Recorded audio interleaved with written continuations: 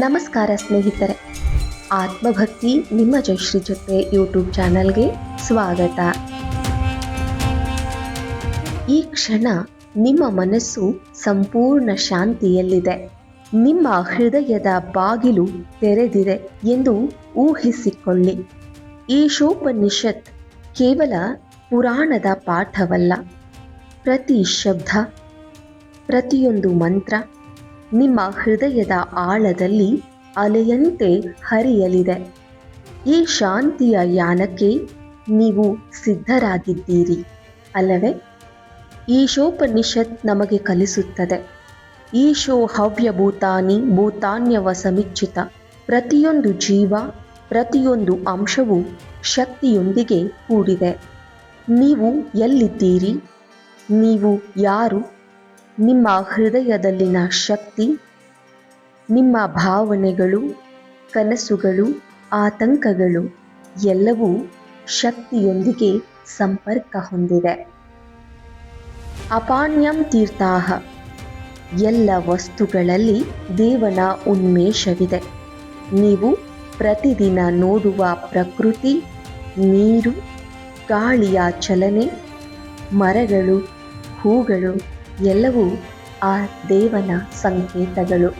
ನಿಜವಾದ ಸಂತೋಷ ನಿಮ್ಮ ಒಳಗಿನ ಶಕ್ತಿ ಮತ್ತು ಆತ್ಮಜ್ಞಾನದಲ್ಲಿ ಮರುಳುಗೊಳ್ಳುತ್ತದೆ. ಜೀವನವು ನಿಸ್ವಾರ್ಥ ಸೇವೆ, ಪ್ರೀತಿ, ಹೃದಯದ ಶುದ್ಧತೆಯ ಮೂಲಕ ಸಂಪೂರ್ಣವಾಗುತ್ತದೆ. ನಾವು ಬದುಕಿನಲ್ಲಿ ಎದುರಿಸುವ ಎಷ್ಟೋ ಸಂಕಟಗಳು, ನೋವು, ಸಂತೋಷಗಳು ಎಲ್ಲವೂ ಆ ಪಾಠಗಳೇ. ಜೀವನದಲ್ಲಿ ಏನಾದರೂ ತಪ್ಪಾದರೂ ನಮ್ಮ ಒಳಗಿನ ಶಕ್ತಿ ಮತ್ತು ಶಾಂತಿಯೊಂದಿಗೆ ನಾವು ಅದನ್ನು ಎದುರಿಸಬಹುದು. ಈಶೋ ದೇವನಾದ್ಯಂತ ಸರ್ವಂ. ಜೀವನವು ದೇವನ ಶಕ್ತಿಯೊಂದಿಗೆ ತುಂಬಿದೆ. ನಿಮ್ಮ ಮನಸ್ಸು ಪ್ರತಿಯೊಂದು ನಗು, ಪ್ರತಿಯೊಂದು ಅಸಮಾಧಾನ, ಪ್ರತಿಯೊಂದು ಕನಸನ್ನು ಅರಿತುಕೊಳ್ಳುತ್ತದೆ. ಪ್ರತಿಯೊಂದು ಉಸಿರಿನಲ್ಲಿ ದೇವನ ಶಕ್ತಿ ಇದೆ. ಪ್ರತಿಯೊಂದು ಹೃದಯದ ಸ್ಪಂದನದಲ್ಲಿ ಶಕ್ತಿ, ಪ್ರೀತಿ, ಶಾಂತಿ ಇದೆ. ನಾವು ಬಾಹ್ಯ ಜಗತ್ತಿನಲ್ಲಿ ಹುಡುಕುವ ಸಂತೋಷ, ಇದು ನಿಮ್ಮೊಳಗಿನ ಶಕ್ತಿಯ ಪ್ರತಿಫಲ. ಪ್ರತಿಯೊಂದು ಸಂಬಂಧದಲ್ಲಿ, ಪ್ರತಿಯೊಂದು ಕಾರ್ಯದಲ್ಲಿ, ಪ್ರತಿಯೊಂದು ಭಾವನೆಯಲ್ಲಿ ಶಕ್ತಿಯ ಪೂರ್ಣತೆಯನ್ನು ಅನುಭವಿಸಲು ಪ್ರಯತ್ನಿಸಿ. ಜೀವನವನ್ನು ಮೌಲ್ಯಯುತವಾಗಿಸಲು ಹೃದಯ ಶುದ್ಧ, ಪ್ರೀತಿ, ಸಹಾನುಭೂತಿ ಬೆಳೆಯಬೇಕು. ಈಶೋಪನಿಷತ್ ಹೃದಯದ ಪಾಠಗಳನ್ನು ಕಲಿಸುತ್ತದೆ. ಶ್ರದ್ಧೆ, ಶಾಂತಿ, ನಿಸ್ವಾರ್ಥ ಸೇವೆಯ ಮೂಲಕ ಬದುಕನ್ನು ಬೆಳಗಿಸುತ್ತದೆ.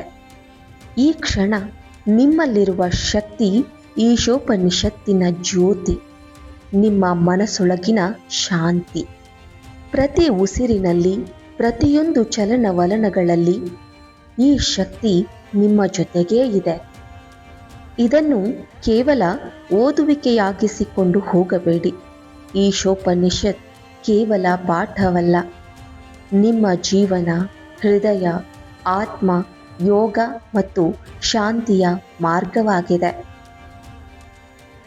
ಈ ವಿಡಿಯೋದಲ್ಲಿ ನಾವು ಭಾರತೀಯ ಋಷಿಗಳ ದಿವ್ಯ ಜ್ಞಾನವಾದ ಉಪನಿಷತ್ತುಗಳ ಮಹತ್ವವನ್ನು ಗಂಭೀರವಾಗಿ ತಿಳಿದುಕೊಳ್ಳುತ್ತೇವೆ. ಉಪನಿಷತ್ತುಗಳು ನಮ್ಮ ವೇದಗಳ ಅಂತಿಮ ಭಾಗವಾಗಿದ್ದು ಅವುಗಳನ್ನು ವೇದಾಂತ ಅಂತಲೂ ಕರೀತಾರೆ. ನಾನು ಯಾರು? ಆತ್ಮ ಎಂದರೇನು? ಬ್ರಹ್ಮ ಮತ್ತು ಆತ್ಮ ಒಂದೇನಾ? ಈ ಪ್ರಶ್ನೆಗಳ ಉತ್ತರವನ್ನು ಉಪನಿಷತ್ತುಗಳು ನೀಡುತ್ತವೆ. ಅಹಂ ಬ್ರಹ್ಮಾಸ್ಮಿ, ತತ್ವಮಸಿ. ಈ ಮಹಾಕಾವ್ಯಗಳ ಆಂತರಿಕ ಅರ್ಥವನ್ನು ಸರಳವಾಗಿ ಆದರೆ ಆಳವಾಗಿ ತಿಳಿದುಕೊಳ್ಳೋಣ.